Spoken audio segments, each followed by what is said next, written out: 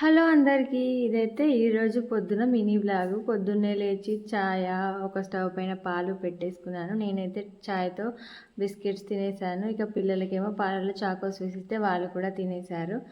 తిన్న తర్వాత ఇక వంట సీన్స్ వచ్చేసి రైస్ కడిగేసి పెట్టేశాను. కర్రీ కోసం బీరకాయ పప్పు చేస్తున్నా. పప్పు ముందే నానబెట్టేసుకున్నా. ఈలోపు మా వారు నైట్ వర్షానికి అల్లనేరేడుపళ్ళు రాలితే అవి తీసుకొనొచ్చారు. చెట్టు పైనుండి కింద పడ్డాయి కాబట్టి దాదాపు సగం దాకా అన్నీ డ్యామేజ్ అయిపోయాయి. నాకేమో ఇట్లా డ్యామేజ్ అయితే అస్సలు తినబుద్ధి కాదు. ఇక ఏం చేద్దాం, మంచిగా అవన్నిటిని ఫ్రెష్గా కడిగేసి ఖరాబ్ అయినవి అన్నీ పడేసి మంచివి అయితే తినేసాను.